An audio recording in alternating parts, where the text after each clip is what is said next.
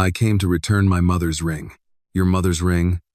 Why would you bring it to me? Daniel Hayes's voice came out low. My mom said, "This belongs to you," she repeated.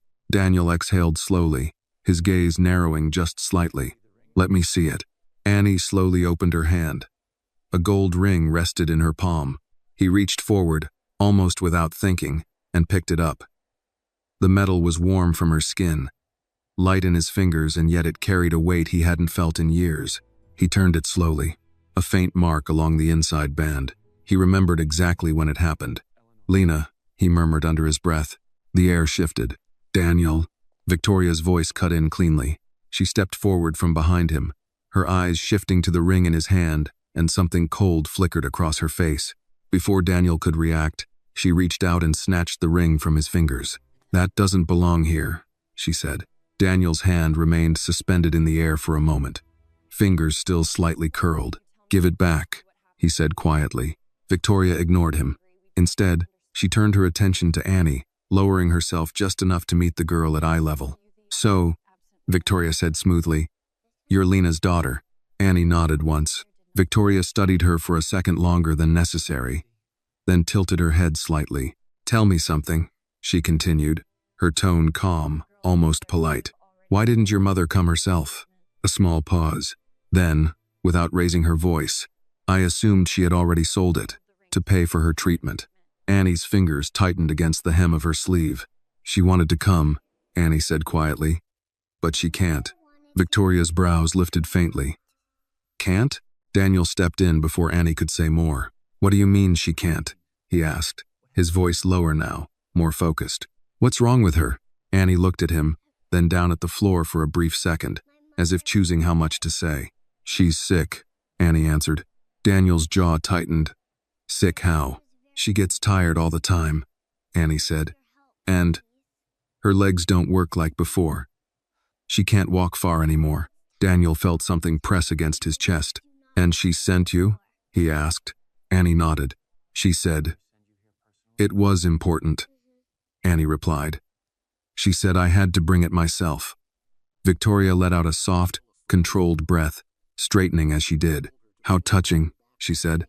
Daniel shot her a look. "Victoria," but she turned to him now, her expression sharpening. "What?" she asked, her voice still calm, but no longer soft. "You're concerned?" Daniel didn't answer immediately. Victoria's lips curved slightly, not into a smile, but something colder. "Interesting," she continued. "After all these years, and you still react when you hear her name. That's not what this is," Daniel said. "Isn't it?" Victoria stepped closer, lowering her voice just enough that it didn't carry beyond them.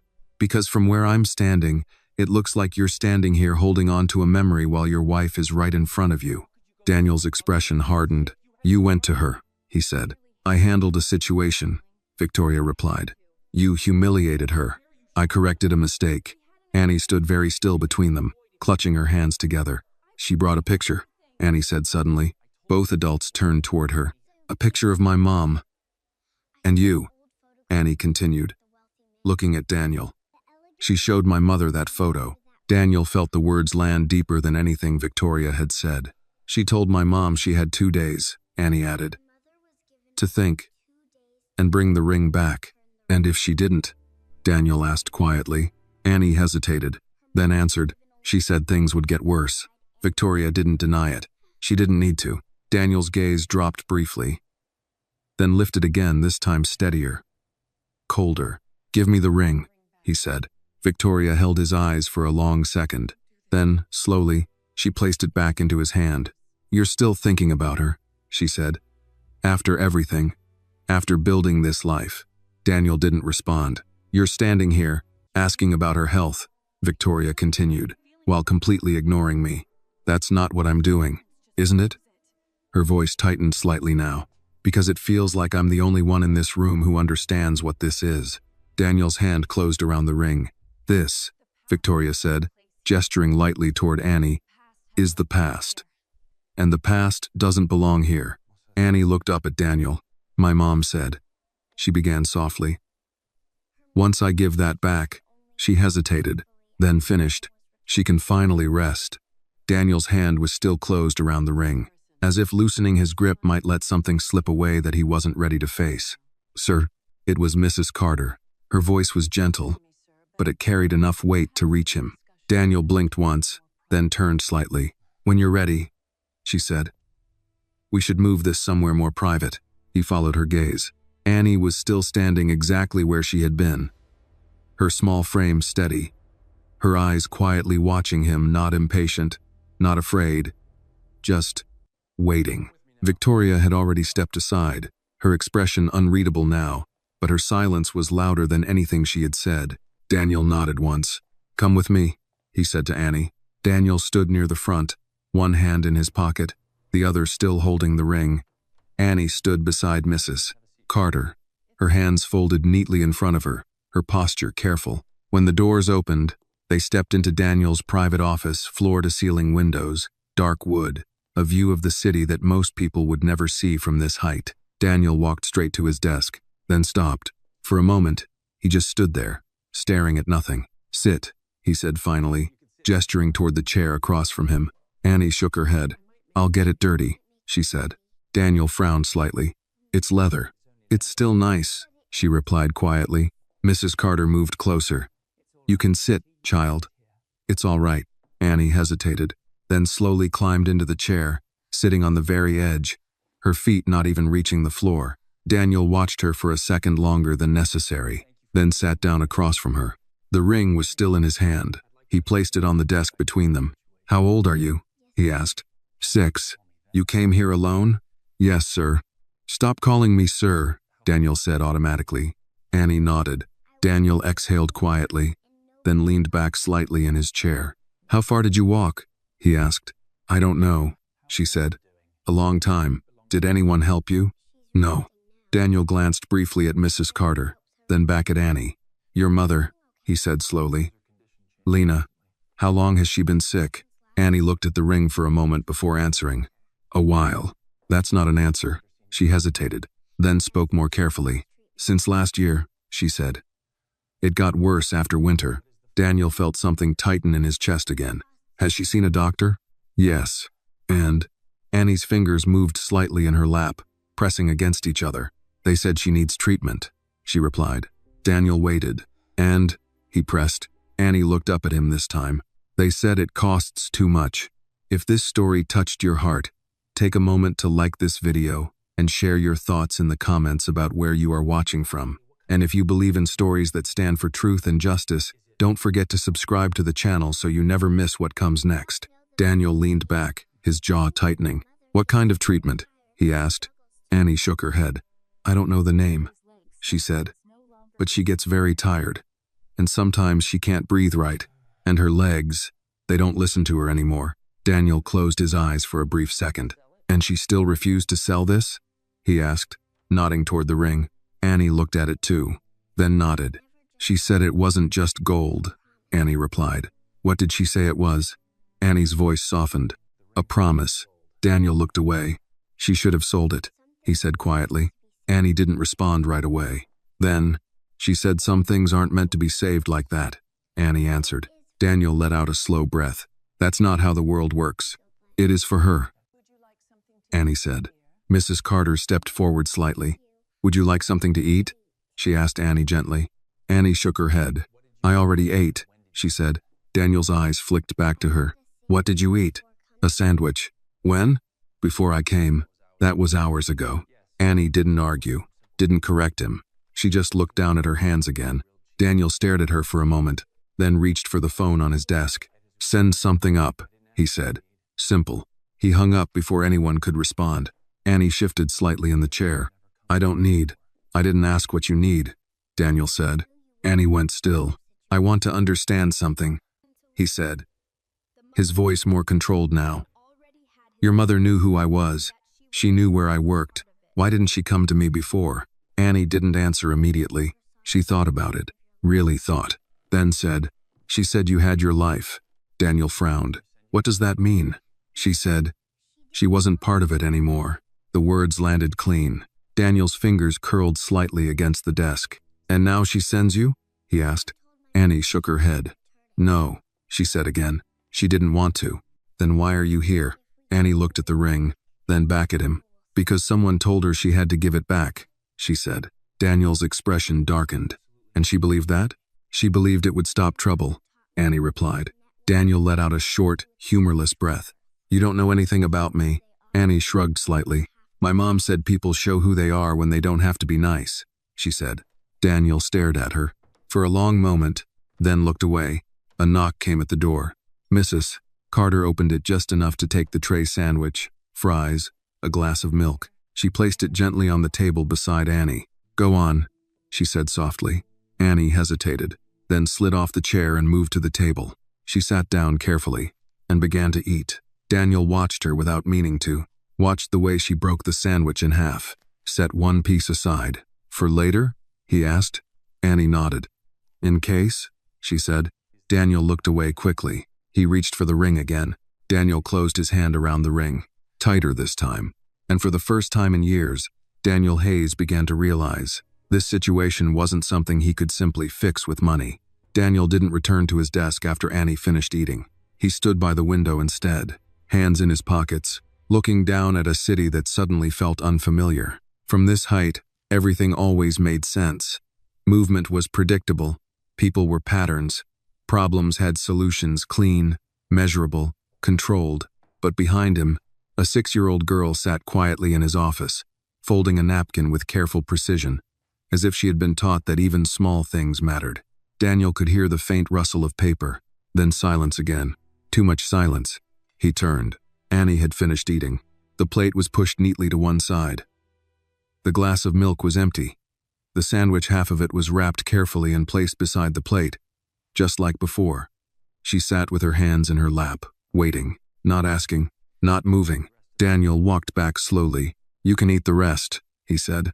Annie shook her head. I'm saving it. There will be more food, Daniel replied. She nodded, but didn't unwrap it. Daniel studied her for a moment, then pulled out the chair across from her again and sat down. The ring was still in his hand. He placed it on the table this time, closer to her. If your mother needed money, he said, choosing his words carefully, she could have come to me. Annie didn't look at the ring. She said no. Daniel frowned. No? She said she didn't want anything from you. The answer came without hesitation, like it had been said before, more than once. Daniel leaned back slightly. That doesn't make sense. It did to her, Annie replied. Daniel's eyes narrowed. What exactly did she say? Annie thought for a second, then answered, slowly, like she was repeating something important. She said, I made my choices. He made his. That's where it ends. The words hit harder than Daniel expected. He looked away again, to the edge of the table, to the city beyond the glass, anywhere but the child in front of him. And yet, he said quietly, she kept the ring. Annie's gaze finally dropped to it. She said it reminded her of who she used to be.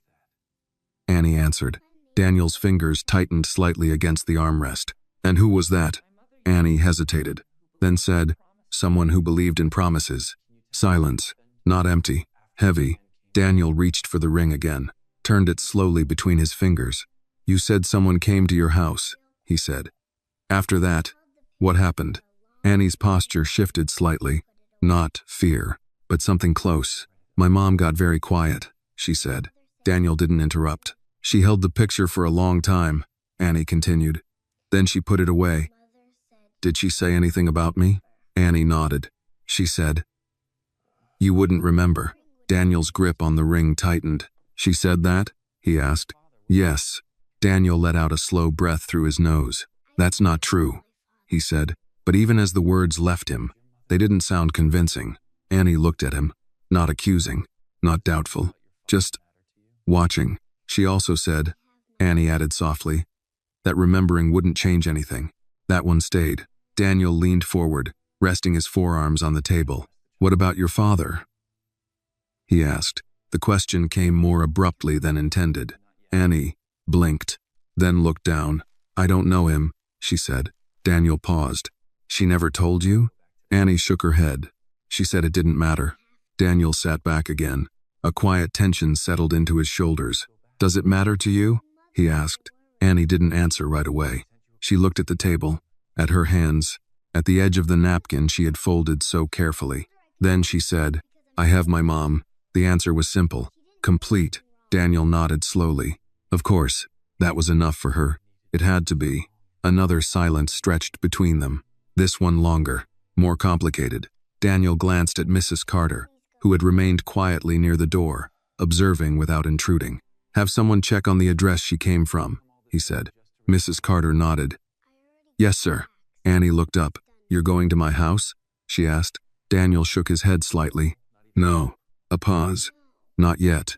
Annie seemed to accept that. She reached for the wrapped half of the sandwich and adjusted it slightly, making sure it was secure. Daniel watched the movement. Small, careful, deliberate. You don't have to go back today, he said. Annie froze for a second, then looked up. I have to, she replied. Why? My mom will worry. Daniel exhaled quietly. She sent you out alone. She didn't want to, Annie said quickly. I told her I could do it. Daniel tilted his head slightly. You convinced her? Annie nodded. I said I'm strong. There it was again. That word. Strong. From a child who should have been worrying about school, toys, friends, not hospital visits and promises and debts. Daniel leaned back in his chair, studying her more closely now. You shouldn't have to be, he said. Annie didn't understand. Or maybe she did but chose not to respond. Instead, she asked, Can I go now? The question was quiet, respectful, but it landed harder than anything she had said before. Daniel didn't answer immediately. He looked at the ring, at the girl, at the space between what had been and what was standing in front of him now. You came all this way, he said slowly. And that's it? Annie frowned slightly. I gave it back. That's not what I meant. She tilted her head, confused. Daniel pressed his lips together briefly, then said, You don't want anything? Annie shook her head. No. Not even help? No. Why not? Annie looked at him the same way she had in the lobby. Steady. Certain. Because that's not why I came. Daniel stared at her for a long moment, then asked, Then why did you come, Annie? She glanced at the ring one last time, then back at him. So my mom can rest, she said. The answer was the same. But now, it meant more. Daniel leaned back slowly. His mind was moving faster now, connecting pieces he hadn't wanted to look at before. A sick woman, a child walking alone across the city, a ring that had survived everything else, and a past that refused to stay buried. You're not going anywhere tonight, he said. The words came out before he could reconsider them. Annie blinked. What? You're staying here, Daniel repeated. She shook her head immediately. I can't. You can. My mom. We'll call her. Annie hesitated, then shook her head again. She doesn't have a phone. Daniel's expression tightened. Then we'll find another way. Annie looked uncertain now. For the first time since she arrived. I have to go home, she said softly. Daniel leaned forward. No, he said. Not harsh, not loud, but firm. Final. Annie stared at him. And for the first time, she didn't have an answer, because something in his voice had changed. Something that wasn't about control, or power, or money. Something else. Something she hadn't expected. Daniel picked up the ring again, closed his hand around it, and realized this was no longer just about returning something. It was about everything that had never been finished. And for the first time in years, he wasn't walking away. Victoria didn't leave. That was the first thing Daniel noticed. Even after Annie's voice faded into silence, even after the decision had been made spoken clearly, firmly, Victoria remained exactly where she was. Still, watching, measuring. You're not going anywhere tonight, Daniel had said. And now the weight of those words lingered in the room like something alive. Annie sat very still in her chair, her small hands pressed together in her lap, eyes fixed somewhere between the ring and the edge of the table. I have to go home, she repeated softly. Daniel didn't raise his voice. He didn't need to. We'll make sure your mother knows you're safe, he said. She'll be alone, Annie replied. The words weren't dramatic. They weren't pleading, but they landed harder than anything else she had said. Daniel felt it sharp, immediate. Mrs. Carter stepped in gently. We can send someone to check on her, child. Annie looked at her, not convinced. She doesn't like strangers, Annie said. Daniel leaned forward slightly. She won't be alone, he said. Not tonight. Annie hesitated, then shook her head again, quieter this time. You don't understand. Daniel's jaw tightened just slightly. Then explain it to me. Annie swallowed. She doesn't sleep well, she said. Sometimes she wakes up and can't breathe right. And if I'm not there, she didn't finish. She didn't need to. Daniel leaned back slowly, exhaling through his nose. Across the room, Victoria let out a soft, almost inaudible laugh. Of course, she said. Daniel didn't turn toward her. Not yet. This is exactly how it starts. Now he did. What does that mean? He asked. Victoria stepped forward, her heels quiet but deliberate against the floor. It means, she said, you're already letting this go further than it should. Daniel's expression hardened. She's 6, and she's not your responsibility, Victoria replied calmly. She's here because of you. No, Victoria corrected. She's here because her mother made a choice, just like she always did. Annie lowered her eyes. Daniel noticed, and something in his chest tightened again. That's enough, he said. Victoria tilted her head slightly. Is it? She asked. Because from where I'm standing, you're standing here arguing with me while that child is slowly becoming your problem. Daniel didn't respond. Or maybe, Victoria continued, her voice dropping just enough to sharpen the edge, she already is. Silence stretched, heavy. Daniel turned back to Annie. Did your mother eat today? He asked suddenly. Annie blinked, surprised by the question. I think so, she said. You think so? She said she wasn't hungry. Daniel exchanged a brief glance with Mrs. Carter. That was enough. Have someone go there, he said quietly. Now. Mrs. Carter nodded and stepped out of the room without hesitation. Victoria watched her leave, then turned back to Daniel. This is not your role, she said. Daniel didn't look at her. It is now.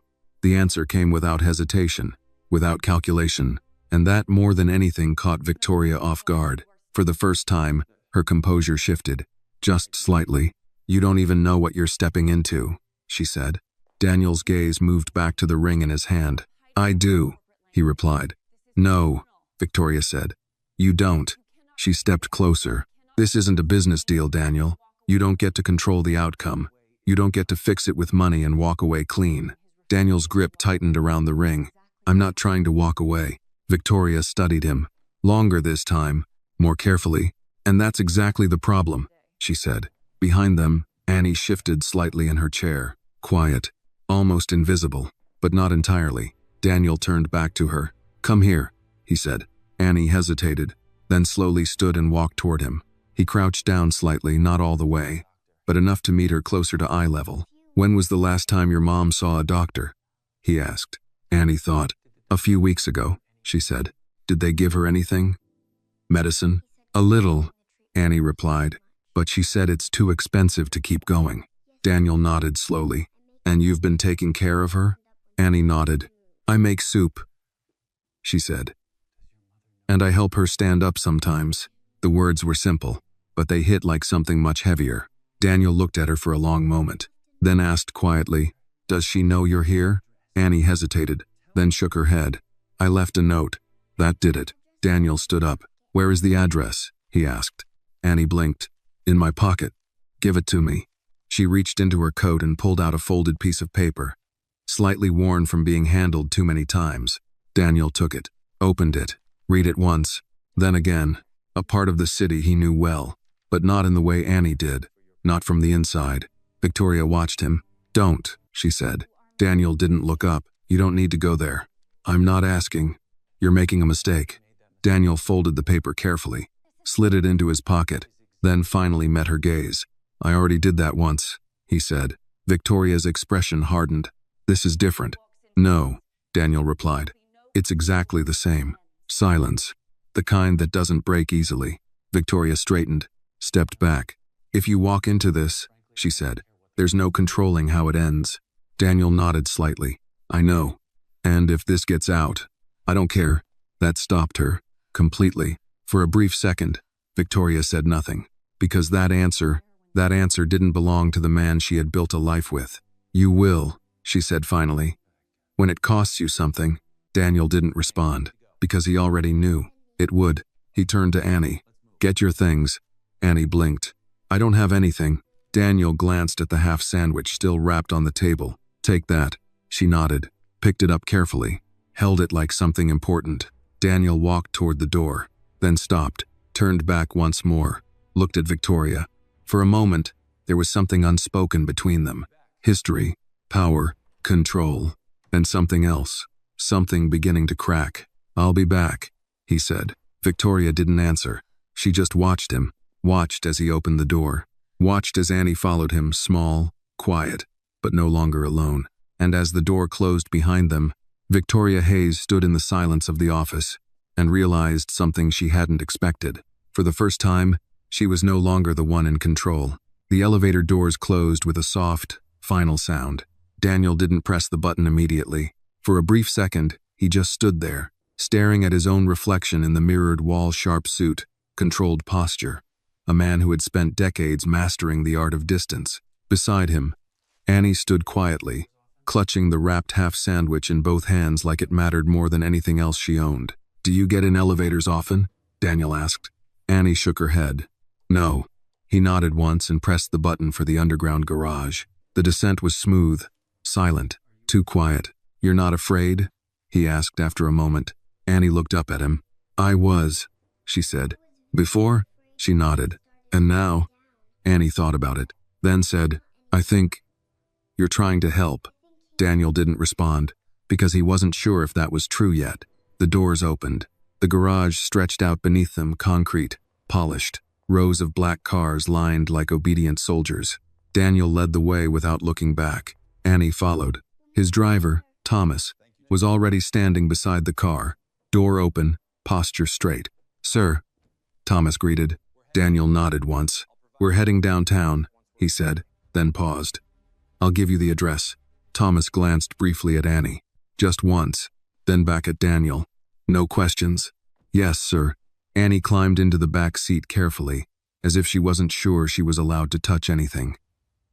Daniel slid in after her, the door closing with a soft, sealed sound that shut the city out, or tried to. The car pulled forward smoothly. For a while, neither of them spoke. The city moved outside the tinted windows, bright storefronts, crowded sidewalks. People moving through their lives with purpose, unaware of the quiet shift happening inside the car. Daniel reached into his pocket and unfolded the paper Annie had given him. He read the address again, then passed it forward. Thomas nodded and adjusted the route without a word. "You live there?" Daniel asked. Annie nodded. "Yes." "How long?" "A long time." Daniel almost asked more. Almost, but stopped himself. Instead, he leaned back, watching the reflection of Annie in the window. She sat straight, careful, not touching anything she didn't need to, her hands still wrapped around the sandwich. "You can eat it," he said. Annie shook her head. "I told you. I'm saving it." "For what?" "In case." Daniel looked away. That word again. In case. As if the world had already taught her not to expect anything to last. The car turned off the main avenue. The streets changed, not dramatically, but enough. The buildings were older, the lights dimmer, the sidewalks less crowded. Daniel felt it immediately, the difference between the city he controlled and the one that existed without him. "How do you usually get around?" he asked. "I walk," Annie said. "Everywhere?" "Yes." Daniel glanced at her. "You don't go to school?" Annie hesitated. "I used to." "What happened?" She looked down. "My mom needed help." Daniel exhaled quietly. "Of course she did. Does anyone check on you?" he asked. Annie shook her head. "No. No system. No safety net. Just a child and a sick woman, holding on the best they could." Daniel leaned his head back against the seat. For years, he had signed checks that moved millions of dollars, funded programs, donated to foundations, built things with his name on them. And yet, this had slipped right past him. Or maybe he had never looked closely enough. The car slowed, then stopped. "We're here," Thomas said. Daniel looked out the window. The building was older than the ones around it. Paint peeling in places, lights flickering in a few windows, the kind of place people passed without noticing. "This is it?" Daniel asked. Annie nodded. "Yes." Daniel opened the door and stepped out. The air felt different here. He couldn't explain how, but it did. Annie climbed out after him, holding the sandwich tightly as she looked up at the building. Daniel followed her gaze, then looked back down at her. "Which floor?" "Third." "Elevator?" Annie shook her head. "Stairs." "Of course." Daniel closed the car door and gestured toward the entrance. "Let's go." The hallway inside smelled faintly of something old cleaner. Maybe, mixed with time. The lights buzzed softly overhead. The floor creaked slightly beneath their steps. Annie walked ahead this time. She knew where she was going. Daniel followed, his presence filling the narrow space in a way that felt out of place here. They reached the stairs. Annie started up without hesitation. Daniel followed. 1 floor, then 2. By the 3rd, Annie had slowed just slightly, but she didn't stop. At the top, she moved down the hallway and stopped in front of a door. Worn, scratched, familiar. She reached for the handle, then paused. For the first time since he had met her, she hesitated. Daniel noticed. "What is it?" he asked. Annie didn't turn around. "She might be asleep," she said. "Then we'll be quiet." Annie nodded. She opened the door, slowly. The apartment was small, simple, clean, but in the way people keep things clean when they have very little. A couch, a small table, a single lamp casting warm, soft light across the room. And in the corner, a bed. Lena lay there. Still, too still. Daniel felt it before he fully understood it. That same pressure in his chest. Stronger now. Annie stepped inside quickly. "Mama," she called softly. No answer. She moved closer. "Mama, I'm back." Still nothing. Daniel stepped in behind her, his gaze fixed on the figure in the bed. Something wasn't right. He knew it, before Annie did, but not by much. Annie reached the bed, touched her mother's arm. "Mama?" A small pause. Then, a breath. Shallow, weak, but there. Annie let out a quiet exhale, relief flickering across her face. "She's sleeping," she whispered.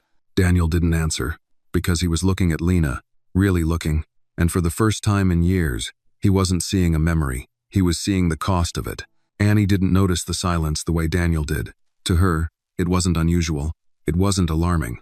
It was familiar. She climbed onto the edge of the bed carefully, the mattress dipping slightly under her small weight, and placed the wrapped half sandwich on the nightstand as if it belonged there.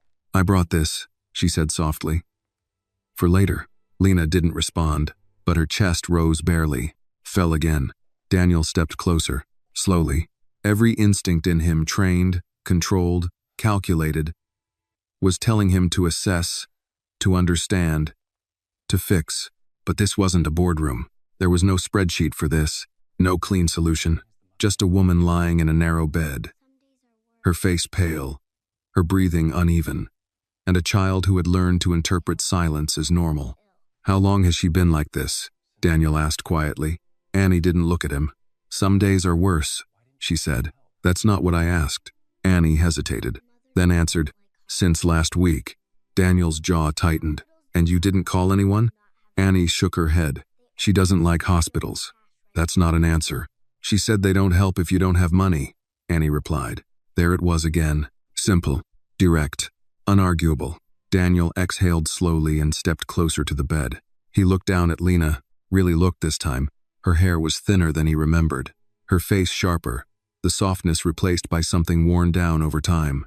But even now, even like this, he could see her, the woman from years ago, the one who had laughed too easily, the one who had believed him when he said things he had no intention of keeping. "Lena," he said. The name felt unfamiliar in his mouth, like it didn't belong to him anymore. For a moment, nothing. Then, a faint shift. Her brow tightened slightly. Her lips parted. "Daniel?" The voice was barely there, but it was enough. Annie's head snapped up. "Mama?" she said quickly. "I'm here." Lena's eyes opened slowly, heavy, struggling. It took her a second to focus, to understand what she was seeing. First Annie, then Daniel. The recognition came in pieces, slow, painful, real. "You," she whispered. Daniel didn't move, didn't step back, didn't step forward. He just stood there. "Yes," he said quietly. Lena let out a weak breath, not quite a laugh, not quite anything else. "You're late." The words weren't angry, they weren't sharp. That made them worse. Annie looked between them, confused. "Mom, I gave it back," she said quickly. "The ring." "Just like you said." Lena's gaze shifted to her daughter, softened. "Of course you did," she murmured. Then back to Daniel. "You didn't have to come." Daniel's throat tightened. "She shouldn't have come alone," he said. Lena closed her eyes briefly. "I didn't want her to." she replied. But she's stubborn. I'm strong, Annie corrected quietly. A faint smile touched Lena's lips. Yes, she whispered. You are. Daniel looked at Annie, then back at Lena. She walked across the city, he said. By herself. Lena's expression didn't change. I know. You know? She told me she could do it. Daniel stared at her. You let her go? Lena's eyes opened again, tired, but steady. I trusted her. That's not trust, Daniel said, his voice tightening. That's… what? Lena interrupted softly. He stopped, because he didn't have a word that didn't sound like judgment, and she didn't have the strength for that. Silence settled, thicker now, more personal. Annie shifted slightly on the bed, watching both of them. I did it right, she said, looking at Lena. I gave it back. Lena nodded slowly. I know. Annie hesitated, then asked, does that mean everything is okay now? The question hung in the air. Fragile, dangerous. Lena looked at Daniel, not with anger, not with expectation, just truth. That depends, she said quietly. Daniel felt it again. That pressure, that weight, the one he couldn't calculate his way out of. I didn't come for the ring, he said. Lena's lips curved faintly. No, she replied. You came because you saw it. Daniel didn't deny it, because it was true. Annie looked between them again, trying to understand something she hadn't been told. Mama, she said softly, why didn't you ever tell me about him? Lena was quiet for a moment. Then she reached for Annie's hand. I told you what mattered, she said. But he made his choices, Lena said gently. And I made mine. Daniel looked down. The words were familiar, too familiar. And Annie? He asked quietly. Was she part of that choice too? The question landed, hard. Lena's gaze sharpened just slightly. She was never a mistake, she said. I didn't say she was. You didn't have to. Silence again. But this time, it wasn't just heavy.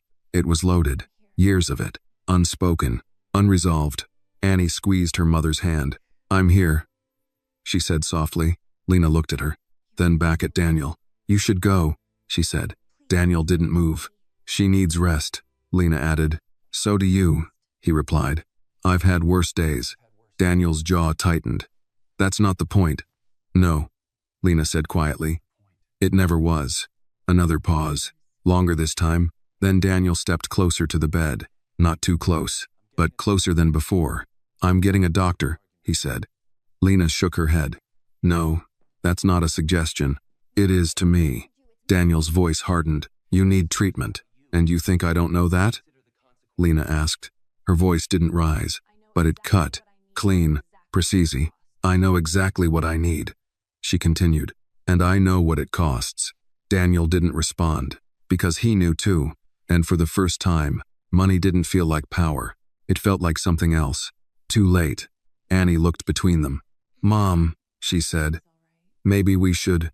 It's all right, Lena said gently, squeezing her hand.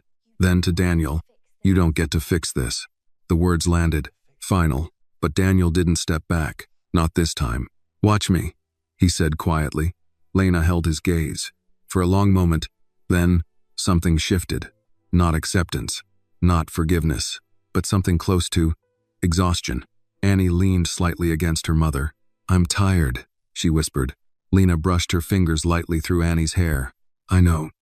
Daniel stood there, watching, understanding something he hadn't wanted to before.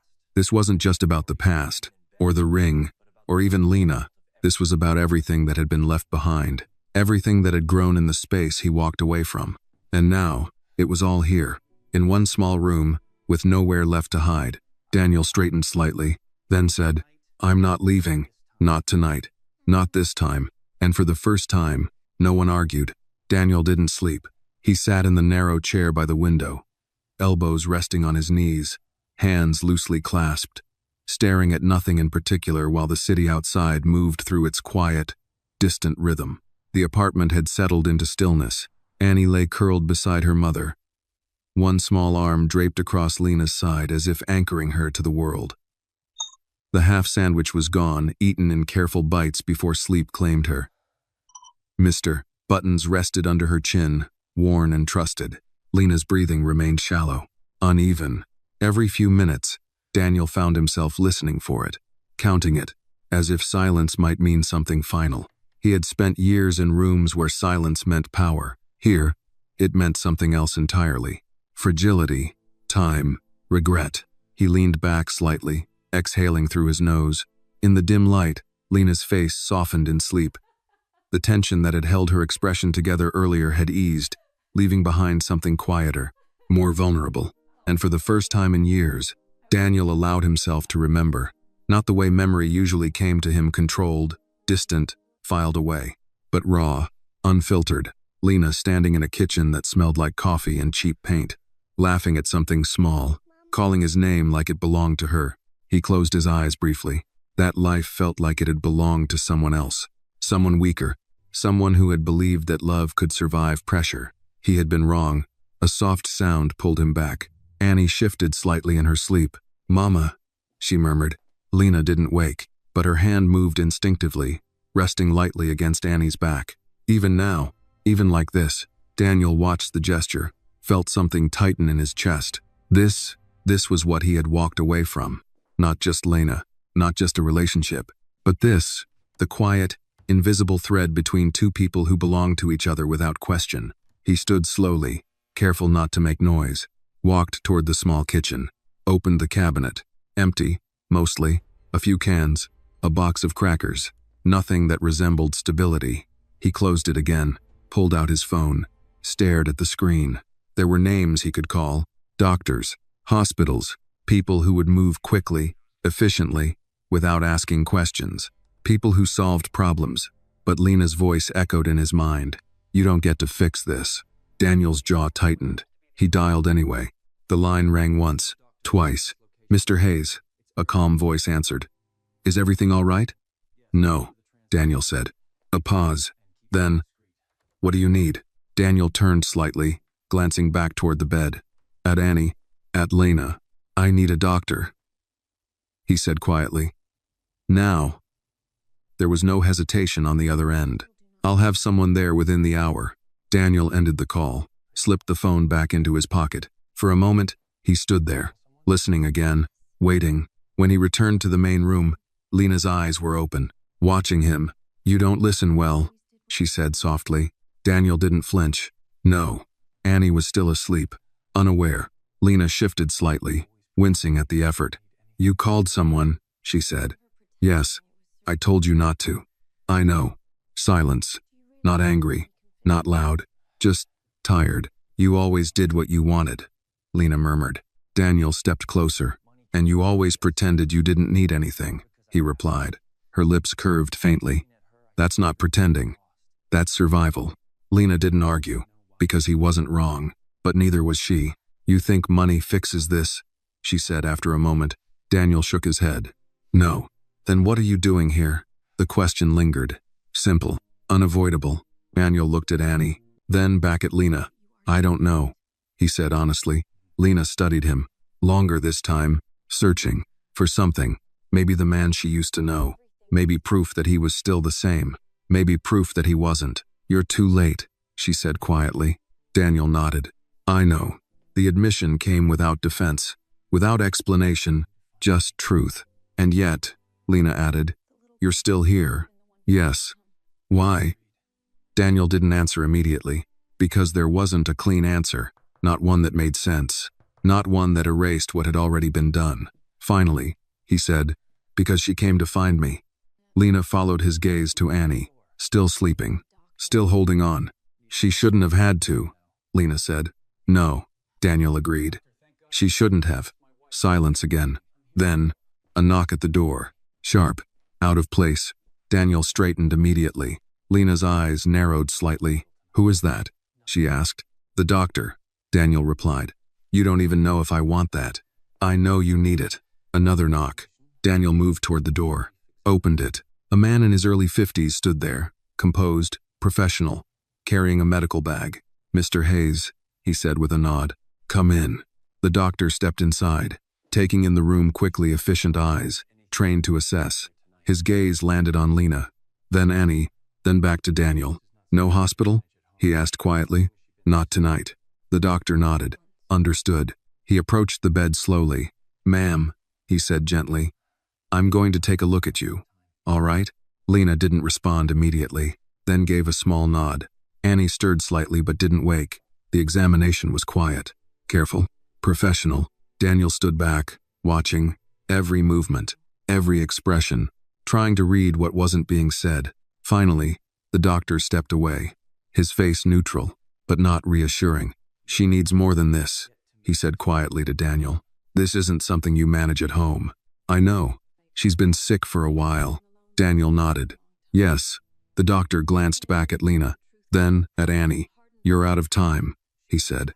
The words landed, heavy, final. Daniel looked at Lena. She was already watching him. She had heard. Of course she had. I told you, she said softly.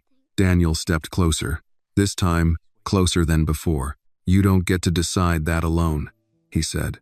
Lena held his gaze, tired, but still strong. I've been deciding it alone for a long time. Daniel didn't look away. Not anymore. The room fell silent again. But something had changed. The lines had shifted. The distance, gone. Annie stirred once more. Her eyes fluttered open slightly. She looked up, at Daniel, at her mother, at the man standing beside them who hadn't left. You're still here, she whispered. Daniel nodded. I said I would be. Annie's eyes closed again. Trust. Simple. Absolute. And for the first time, Daniel understood the weight of it, not as something given, but as something that could be lost, just as easily. He reached down slowly and adjusted the blanket around her. Careful. Deliberate. Like someone learning something for the very first time. And this time, he didn't step back. The doctor didn't leave right away. He stood near the doorway, watching Daniel in a way that wasn't intrusive but wasn't indifferent either. There's a hospital 2 miles from here, he said quietly. I can call ahead. Daniel didn't answer immediately, because Lena was still looking at him, and this time, there was no distance left in her gaze, only clarity. I'm not going, she said. The words were soft, but final. Daniel took a slow breath. You don't get to refuse help when it affects her, he said, glancing at Annie. Lena's eyes flickered, just slightly. That's exactly why I can, she replied. Daniel frowned. That doesn't make sense. It does if you understand what happens next. Silence. Then Lena shifted slightly, wincing again. The moment I step into that hospital, she continued, everything becomes official. Records, bills, questions. Daniel's jaw tightened. I can handle that. Lena gave a faint shake of her head. No, she said. You can pay for it. That's not the same thing. The distinction hung in the air. Sharp, uncomfortable. The doctor cleared his throat softly. She's right about one thing, he said. Once she's admitted, it becomes a system. You can't control all of it. Daniel looked at him. I don't need control, he said. I need her alive. The doctor didn't argue, because that part was true. Annie stirred again, her small hand tightening slightly against the blanket. Mama, she murmured. Lena turned her head just enough to look at her daughter. I'm here, she whispered. Daniel watched that exchange, felt it again, that quiet, unbreakable thread. And for the first time, he understood something he hadn't before. This wasn't just about saving Lena. This was about not breaking Annie. Give us a minute, Daniel said to the doctor. The man nodded and stepped outside, closing the door behind him. The room felt smaller without him, more personal. Daniel turned back to Lena. You're scared, he said. Lena almost smiled. Of course I am. Then why are you fighting this? Lena didn't answer right away. She looked at Annie, then back at Daniel. Because I've seen what happens to people like us in places like that, she said quietly. Daniel's expression hardened. That's not how it works anymore. Lena held his gaze. Maybe not where you live. That landed. He didn't have a response for that. Not one that didn't sound like denial. She needs you, Daniel said, nodding toward Annie. I know. Then stay. I'm trying. Daniel stepped closer, closer than he had been before. You don't get to try, he said quietly. You either do it, or you don't. Lena's eyes narrowed slightly. You always liked things simple. No, Daniel said. I liked things honest. Silence. Heavy. Then Lena asked, if I go, what happens after? Daniel didn't hesitate. You get treated. And then? You recover. And then? She pressed. Daniel paused. Because now they weren't talking about medicine. We figure it out. he said. Lena studied him. You mean you decide? Daniel shook his head. No, not this time. She didn't believe him. Not yet. You walked away once, she said. I know. And now you're here because a 6-year-old showed up at your door. Daniel didn't deny it. Yes. And when this gets complicated? Lena asked. When it stops being something you can solve in a day? Daniel met her gaze. It already is. That answer shifted something, just slightly. Annie moved again, blinking her eyes open. She looked at both of them, then whispered, Are we going somewhere? Daniel knelt beside the bed. Maybe, he said. Annie frowned slightly. Mama doesn't like hospitals. I know. Annie looked at Lena, then back at Daniel. Will she be okay if we go?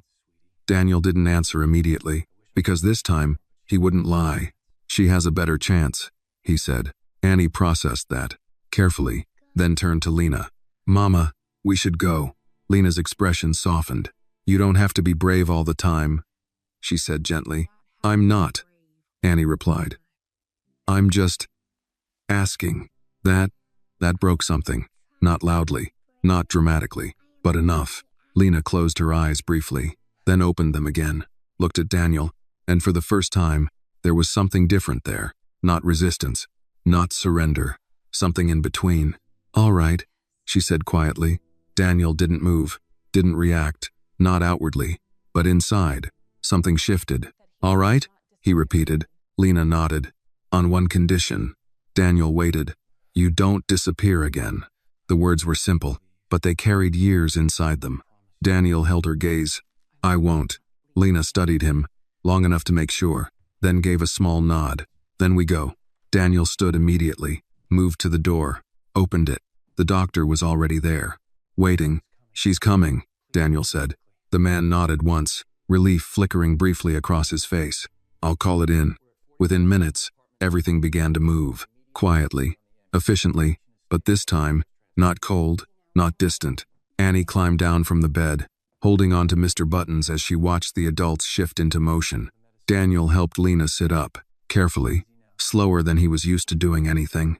You're not very good at this, Lena murmured. Daniel almost smiled. No, but you stayed. Yes, that's new. Daniel didn't answer, because she wasn't wrong. They moved toward the door together, Lena leaning slightly into him, Annie walking close beside them, not holding his hand, not yet, but close enough.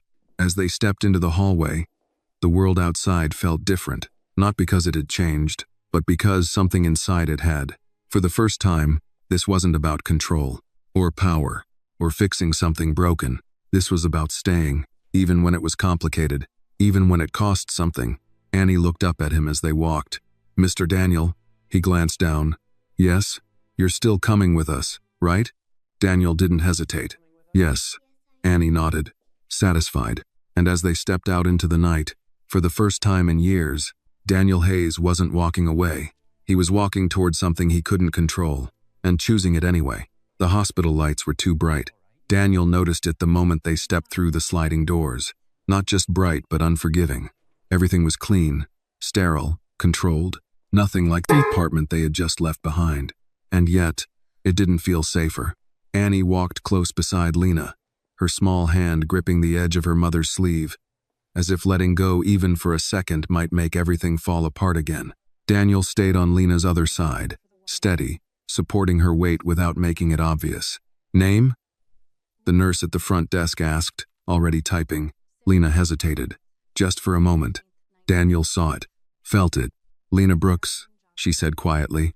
The nurse nodded, entering it without looking up. Date of birth? Lena answered. The questions came quickly after that.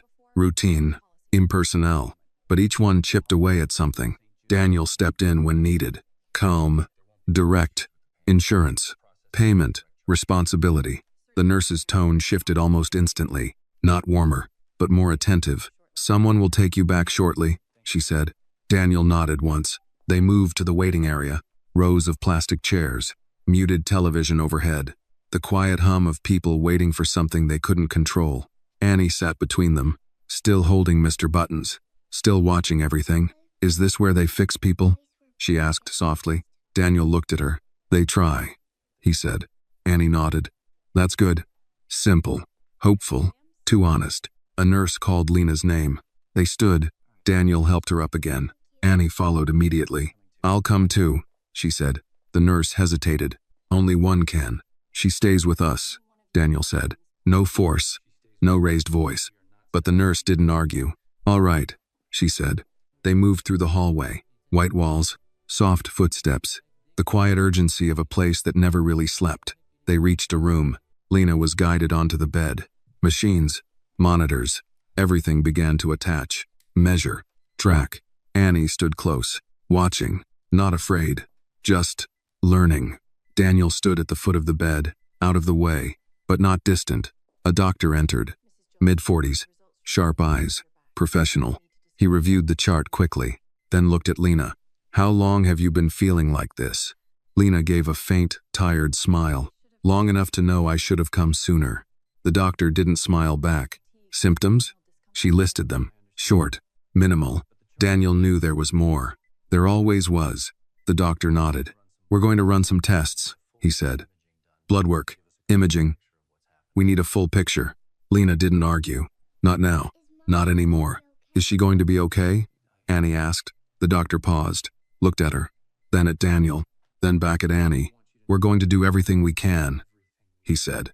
Annie accepted that, because she didn't know what it really meant. Daniel did, and it wasn't enough. The tests began, one after another. Time stretched, slowed. Annie grew quieter, sat in the chair beside the bed, her legs tucked under her, Mr. Buttons in her lap. At some point, she leaned against the side of the mattress, fell asleep. Daniel watched her, then looked at Lena. Her eyes were closed, but not sleeping. "I told you," she murmured. Daniel stepped closer. "Told me what?" "That this would happen. And yet," he said quietly. Lena opened her eyes, turned her head slightly toward him. "You always did wait until the last possible moment." Daniel didn't deny it. "I'm here now." Lena studied him for a long time, then said, "That doesn't erase before." "I know. Then what does it do?" Daniel didn't answer right away, because he didn't have one. Finally, "It changes what happens next." Lena's gaze softened, just slightly. Before she could respond, the doctor returned. This time, different, more serious. He closed the door behind him, looked at Daniel first, then Lena. "We have the initial results," he said. The room shifted, subtle, but real. Daniel felt it immediately. "What is it?" he asked. The doctor exhaled slowly. "It's more advanced than we hoped." Silence. Lena didn't react, not outwardly. Daniel's jaw tightened. "What does that mean?" The doctor chose his words carefully. "It means we're dealing with something that's been developing for a while. Her lungs are compromised. There's infection, and something more underlying that we need to address immediately." "Treatable?" Daniel asked. "Yes," the doctor said, "but not simple." "How long?" The doctor hesitated. "That depends on how she responds." Daniel stepped closer. "That's not what I asked." The doctor met his gaze. "It's serious." The words landed, hard, final. Annie stirred slightly in her sleep, unaware. Lena looked at Daniel, and for the first time, there was no wall left, just truth. "I told you," she said quietly. Daniel shook his head. "No," he said. "You told me it was bad. You didn't tell me it was this."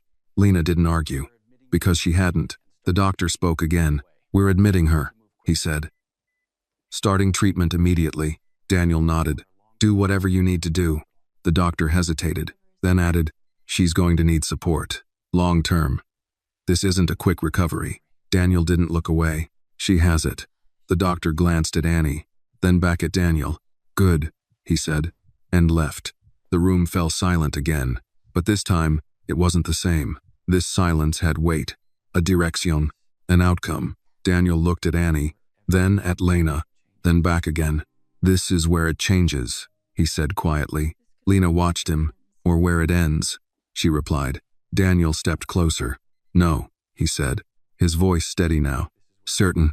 This is where I stay." Lena didn't respond, but she didn't look away either. And in the chair beside the bed, Annie slept, trusting, as if the world had finally stopped shifting beneath her. And for the first time, Daniel understood exactly what was at stake. Not money, not reputation, not the past, but something far more fragile. something he had never learned how to keep. And now, he was out of time to learn slowly. Morning came without ceremony. No sunrise through soft curtains. No quiet sense of renewal. Just fluorescent light, machines, and the steady, mechanical rhythm of something being kept alive. Daniel hadn't moved. Not really. He stood near the window most of the night. Jacket off, sleeves rolled once at the wrist, watching the slow rise and fall of Lena's chest like it was the only thing keeping the world in place. At some point, a nurse had brought Annie a blanket. She was still in the chair, curled, small, her head tilted at an angle that couldn't be comfortable, but she hadn't complained. She hadn't woken. Daniel stepped closer. Carefully, he adjusted the blanket slightly, tucking it around her shoulders the way he had seen Lena do just hours earlier. Annie stirred. Her eyes fluttered open. For a second, she looked confused. Then, she saw him. "You're still here," she whispered. Daniel nodded. "I said I would be." Annie studied his face, like she was checking for something, making sure. Then she nodded once and sat up slowly, rubbing her eyes. "Is Mama okay?" Daniel didn't answer immediately, because this was the moment, the kind no one prepares you for, where truth matters more than comfort. "She's getting help," he said. Annie tilted her head slightly. "That's not the same thing." Daniel almost smiled. "No, it wasn't. She's still fighting," he said instead. Annie looked at Lena, then nodded. "Okay." She accepted it, not because it was easy, but because she had learned how. The door opened quietly. A nurse entered, checking the monitors with practiced efficiency. "Vitals are stable," she said. More to the chart than to them. Daniel nodded anyway. "Doctor will be in shortly." She left just as quietly. Annie climbed down from the chair, walked to the bed, took Lena's hand. "Mama?" Lena's eyes opened slowly, tired, heavy, but aware. "I'm here," Annie said quickly. Lena's lips curved faintly. "I know." Her voice was weaker now, thinner. Daniel felt it immediately. "Did you sleep?" Lena asked. Annie nodded. "A little." "Good." Annie hesitated, then asked, "Are you staying here?" Lena looked at Daniel, then back at Annie. "For a while," she said. Annie squeezed her hand. "That's okay," she whispered. Daniel watched that exchange, then stepped closer. "The doctor said treatment starts today," he said. Lena nodded slightly. "I figured. You should have told me sooner." Lena didn't respond, because there was no point. That time was gone. A knock. Then the doctor entered again. Same man, same controlled expression, but now, more direct. "We're starting antibiotics immediately," he said, checking the chart. "And we're running additional scans this afternoon." Daniel nodded. "And the underlying issue?" The doctor glanced at Lena, then back at Daniel. "We'll confirm after imaging," he said. "But we're preparing for something chronic, possibly long-term management." Annie listened, quiet, trying to understand words that weren't meant for her. "Will she come home?" she asked suddenly. The doctor paused, then crouched slightly to her level. "Not today," he said gently. Annie nodded. "Okay, no tears, no panic, just acceptance." Again, Daniel felt it this time. Stronger. This wasn't strength. This was something learned. Too early. The doctor stood. "I'll be back after rounds," he said, and left. The room settled again. But this time, it felt different, not uncertain, just real. Annie climbed back into her chair, pulled her knees close, held Mr. Buttons against her chest. "Mr. Daniel," she said quietly. He looked at her. "Yes? Are you going to work today?" The question caught him off guard. For a second, he didn't understand it. Then he did. "No," he said. Annie blinked. "Why not?" Daniel glanced at Lena, then back at Annie. "Because I'm here." Annie thought about that, then nodded slowly. That makes sense. Of course it did. To her, presence was simple. You either stayed or you didn't. Lena watched him, quiet, careful. "You're missing things," she said softly. Daniel didn't look at her. "They'll wait." Lena studied him. For how long? Daniel finally turned. "As long as it takes." Silence. Not disbelief. Not quite trust either. Something in between. "You always had control over your time," Lena said. Daniel shook his head slightly. "No," he said. "I just chose what mattered." "And now?" Daniel looked at Annie, then back at Lena. "Now I'm choosing differently." That landed. Quiet, but solid. Lena closed her eyes briefly, as if absorbing that, or deciding whether to believe it. Annie shifted in her chair. "I can help," she said suddenly. Daniel looked at her. "With what?" "Anything," she said. "I can sit. I can be quiet. I cannot get in the way." The words hit harder than anything else in the room. Lena's eyes opened again. "Annie," she said softly. "You don't have to." "I know," Annie interrupted. "But I can." Daniel stepped closer, knelt slightly. "Not fully, but enough." "You don't have to earn your place here," he said. Annie frowned. "I'm not." "Yes, you are."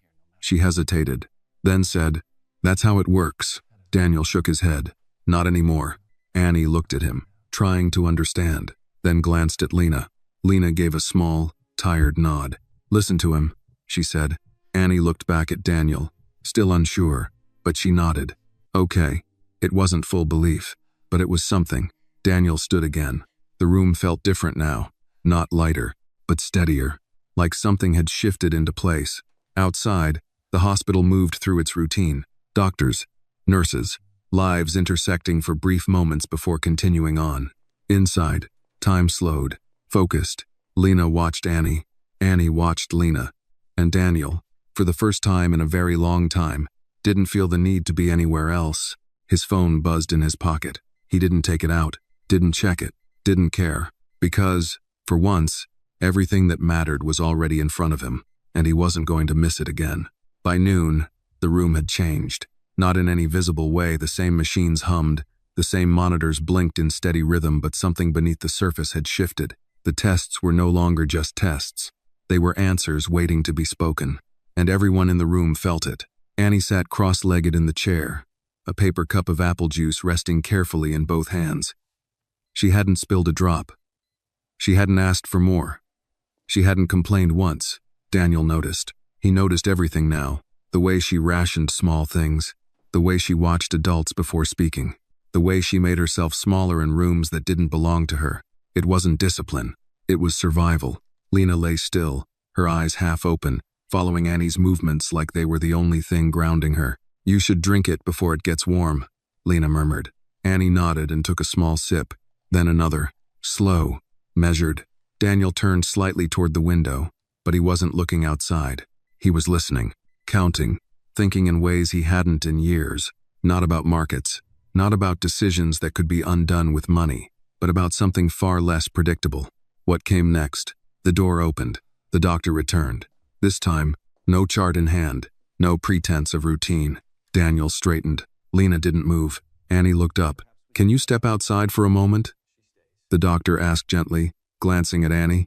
Daniel answered before Lena could. "She stays." The doctor hesitated, then nodded. "All right." He closed the door behind him, and for a brief second, no one spoke, because they all knew. "This isn't just an infection," the doctor said. Lena's eyes closed, not in surprise. In confirmation, Daniel didn't move. "Go on," he said. The doctor took a breath. "The scans show significant damage to the lungs," he explained. "But more importantly, there's an underlying autoimmune condition.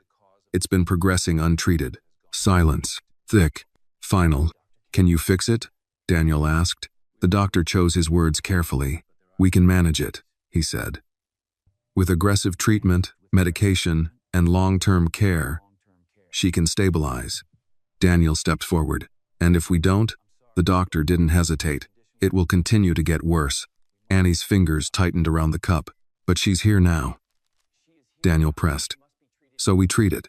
"Yes," the doctor said. "But you need to understand this isn't something that goes away. It becomes part of her life." Daniel nodded once. "Then we deal with it." The doctor looked at Lena. "You'll need to stay here for a while," he said. "Then outpatient care, regular monitoring, medication likely for the rest of your life." Lena opened her eyes again, slowly. "How long?" she asked. The doctor didn't pretend to misunderstand. "If managed properly, years," he said. "And if not?" He met her gaze. "Less." The truth settled into the room like dust. Unavoidable. Annie spoke first. "So, she's not going to die?" The question was small, careful, but it held everything. The doctor softened slightly. "Not if we take care of her." Annie nodded. "That's good," she whispered. Daniel exhaled quietly. The doctor turned back to him. There's another factor, he said. Daniel's eyes sharpened. What? Stress, the doctor replied. This condition worsens under strain. She needs stability, consistency, support. Daniel nodded. She has it. The doctor glanced around the room, at Annie, at Lena, then back at Daniel. Good, he said again, and this time, it carried weight. He left without another word. The door clicked shut. Silence followed. But this silence was different. Not fear, not uncertainty. Something clearer, defined. Annie slid off the chair, walked to the bed. See, she said softly, taking Lena's hand. You're staying. Lena looked at her. A faint smile touched her lips. Looks like it. Annie leaned in slightly. Then I'll stay too. Daniel stepped closer. You don't have to stay here all the time, he said. Annie shook her head. I want to. Lena watched them both, then said quietly, She needs school. Daniel nodded. I know. Annie looked between them. I can do both, she said quickly. I can go and come back. Daniel crouched slightly. You don't have to figure everything out today. Annie frowned. But if I don't, you will. He interrupted gently. Just not all at once. She hesitated, then nodded slowly. Okay, it wasn't complete understanding, but it was enough. Lena shifted slightly in the bed, her eyes on Daniel now. You're taking this on, she said. It wasn't a question. Daniel didn't pretend it was. Yes. Lena studied him. You don't do anything halfway. No. And when it gets complicated, Daniel met her gaze. It already is. A pause. Then Lena asked, What do you want from this? The question lingered. Honest. Direct. Daniel didn't answer immediately, because this time, he didn't want to get it wrong. Finally, he said, Nothing. Lena's expression didn't change. That's not true. Daniel shook his head slightly. It is, he said. I'm not here to take anything. Then why are you here? Daniel looked at Annie, standing between them, small, uncertain, brave, then back at Lena. Because I left once, he said quietly. And I'm not doing that again. The words didn't echo. They didn't need to. They stayed right where they were spoken. Lena held his gaze. Long, searching, and for the first time, she didn't push back. Annie squeezed both of their hands at once, a small, instinctive gesture, but it connected them, all three, and something about that, something simple, almost invisible, shifted the space between them, not fixed, not healed, but different. Daniel stood there, feeling it, understanding it. This wasn't about repairing the past. It wasn't about making up for what had already been done. It was about something harder, staying, without guarantees, without control, without knowing how it would end. His phone buzzed again in his pocket, louder this time, insistent. He ignored it, because some things, once you missed them, you didn't get another chance. And this was not something he was going to miss again. The call came in the late afternoon. Daniel felt it before he heard it. That subtle vibration in his pocket, again persistent, deliberate, unwilling to be ignored. This time, he didn't ignore it. He stepped out into the hallway, the hospital door closing softly behind him, sealing off the quiet world he had begun to understand. The screen lit up. Victoria, of course, he answered. What is it? No greeting, no pretense. Victoria's voice came through calm but sharpened at the edges. You've been unreachable. I'm busy. A pause. Then, with her? Daniel didn't answer. He didn't need to. Victoria exhaled slowly. I told you this would happen. Daniel leaned against the wall, eyes closing briefly. This isn't your concern. It became my concern the moment you walked out, she replied. Do you have any idea what's happening right now? I don't care. You should. Her voice hardened. Board members are asking questions. You missed 2 meetings. Deals are being delayed. People notice when you disappear, Daniel. Daniel opened his eyes, looked down the empty hallway. People passed. Doctors, nurses, lives intersecting and moving on. None of them cared about boardrooms, or deals, or power. Then let them notice, he said. Silence. Longer this time. More dangerous. You're risking everything, Victoria said quietly. Daniel shook his head. No, he replied. I already did that. Victoria didn't respond immediately, because she understood what he meant, even if she didn't accept it. This woman, she said finally. She had her chance. She made her choices. Daniel's jaw tightened. So did I. And now you're trying to undo it. No, he said. Victoria let out a quiet, almost disbelieving breath. You think staying fixes anything? Daniel looked through the glass panel in the door. At Annie. At Lena. No, he said. But leaving broke it. That landed. Harder than anything else he had said. Victoria's voice softened. Not with kindness. With calculation. And what about us? She asked. The question lingered. Heavy. Direct. Daniel didn't answer immediately. Because, for the first time, he wasn't sure what us meant anymore. Finally, he said, this isn't about you. It is when you walk away from everything we built. Daniel straightened. That wasn't everything. Victoria went quiet again. But this time, it wasn't controlled. It was something else. Something closer to anger. You're choosing them, she said. Daniel didn't deny it. Yes, the word was simple. Final. Victoria inhaled slowly. When she spoke again, her voice was colder. Then don't expect things to be the same when you come back. Daniel's expression didn't change. I'm not coming back. Silence. Absolute. For a moment, even the hallway felt still. Then, you don't mean that. I do. You're throwing away your life. Daniel looked at his reflection in the glass, then at Annie again. No, he said quietly. I'm finally choosing one. Victoria didn't speak again. The line went dead. Daniel lowered the phone slowly. For a moment, he just stood there, not thinking, not calculating, just standing. Then he opened the door and stepped back inside. Annie looked up immediately. You left, she said. I came back, he replied. She studied him for a second, then nodded. Satisfied. Lena watched him too, but her gaze was different, more searching. What did it cost? She asked quietly.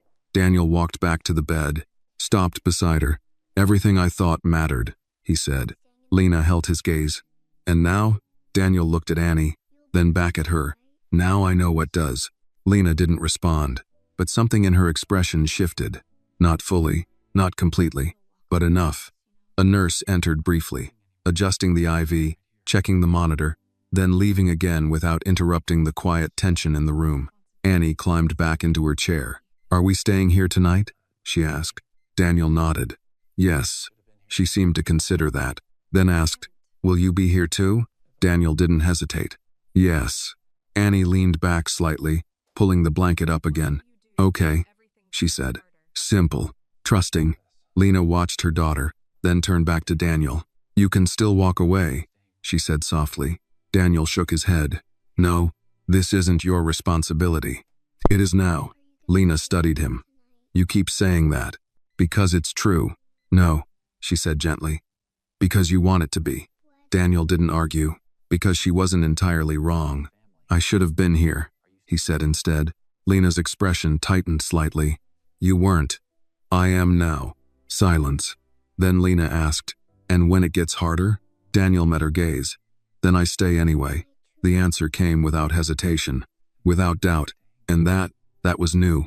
Lena saw it, felt it, and for the first time, she didn't push it away. Annie shifted again, her voice softer now, sleepier. Mr. Daniel? He turned. Yes, you said before, people who stay are family. Daniel paused, then nodded. I did. Annie looked at him, then at Lena, then back again. Then, are you staying? The question was quiet, but it held everything. Daniel stepped closer, not just to the bed, but into something he had avoided his entire life. Yes, he said. Annie smiled, small, but real. Okay, she whispered, and as she drifted back toward sleep, the room settled again. But this time, there was something new beneath it. Not fear, not uncertainty, something steadier, something earned. Daniel sat down beside the bed, not at a distance, not standing, staying, and for the first time, he didn't feel like a visitor in someone else's life. He felt like someone who had finally chosen where he belonged. The night settled in slowly, not with darkness but with quiet. The kind of quiet that only comes when decisions have already been made, and there's nothing left to argue. Daniel sat in the same chair, closer now, not watching from a distance, not standing like he didn't belong, just there. Lena slept, not the shallow, restless kind from before, but deeper now, pulled under by medication and exhaustion. The machines kept their steady rhythm. Proof. Time. Still moving. Annie was asleep again. Curled in the chair, one hand hanging loosely off the side as if she had fallen asleep mid-thought. Mr. Buttons rested against her chest. Daniel watched her for a long moment, then stood, walked over, and gently lifted her. Careful, awkward, unpracticed, but deliberate. She stirred slightly, her head falling against his shoulder. He froze for a second, not from fear, from unfamiliarity, then adjusted his hold. Steadier, carried her to the small couch along the wall, laid her down, pulled the blanket over her, the way Lena had done before, the way he was learning.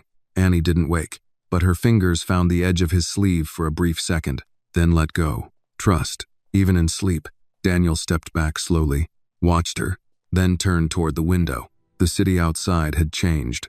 Lights, softer, movement slower. For the first time in years, he wasn't part of it, and he didn't miss it. Behind him, Lena stirred. A small shift, a breath. Then, "You're still here." Her voice was quiet, but clearer than before. Daniel turned. "Yes." Lena opened her eyes slowly, looked at him, really looked. "You haven't checked your phone in hours," she said. Daniel glanced at it on the table. Dark, silent now. "I don't need to." Lena studied him. "You always needed to." "Not anymore."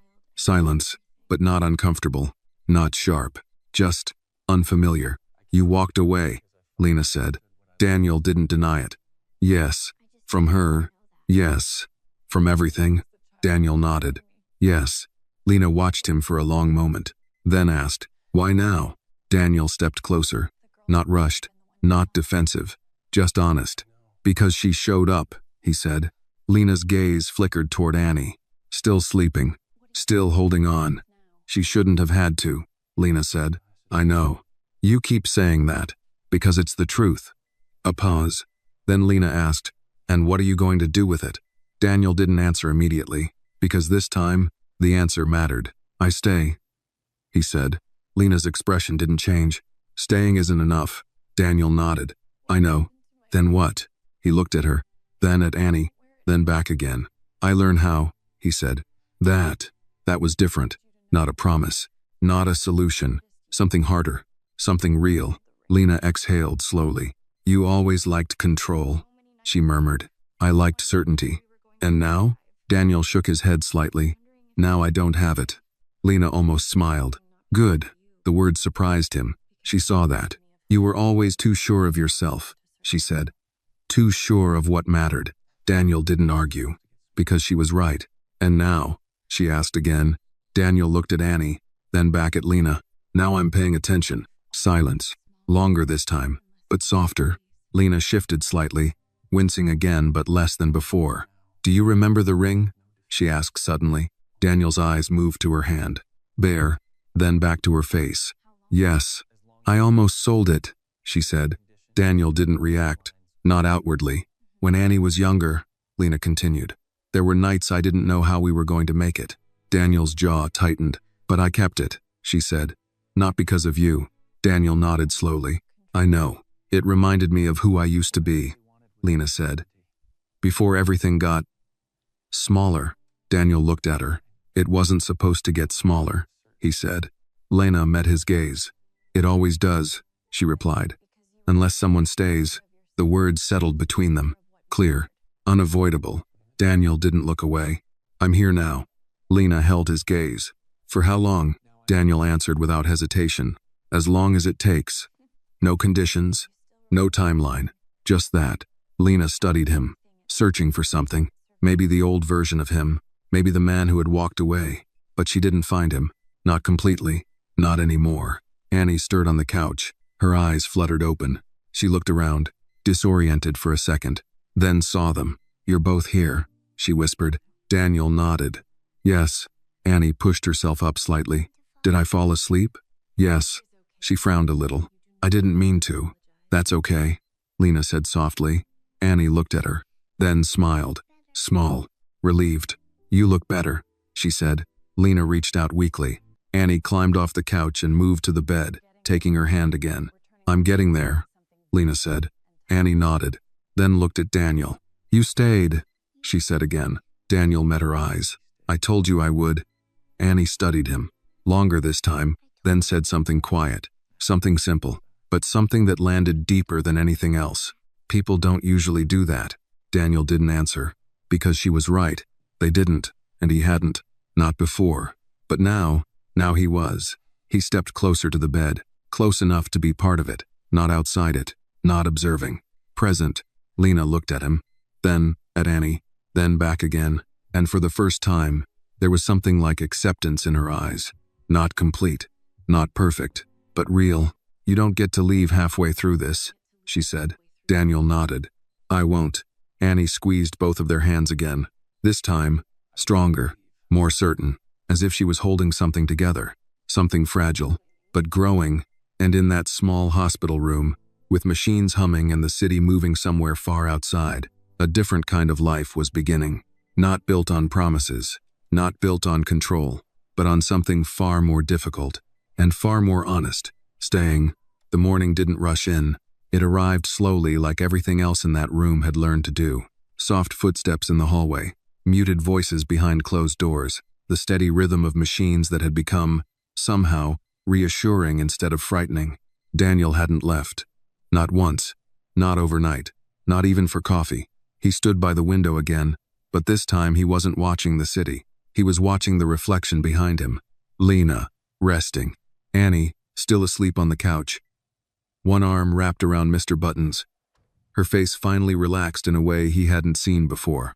Peace. Not complete, but real. The door opened quietly. A nurse stepped in, checking charts, adjusting the IV with practiced care. She had a stable night, she said softly. Daniel nodded. Good. Lena stirred slightly, her eyes opening. She looked different, still tired, still fragile, but clearer, more present. You stayed, she said again. Daniel turned. Yes. She studied him for a moment, then nodded, this time not questioning, accepting. Annie woke a few minutes later, not startled, not afraid, just waking. She blinked, sat up slowly, and looked around, then smiled. You're both here. Daniel felt something shift in his chest. Every time she said it, it mattered. Yes, he said. Annie slid off the couch and walked straight to the bed, like it was the most natural thing in the world. How do you feel? She asked. Lena smiled faintly. Better than yesterday. Annie nodded, satisfied. That's good. Simple. Clear. Enough. The doctor returned shortly after, this time with a lighter step. Not relaxed, but less urgent. We're seeing improvement, he said, reviewing the monitor.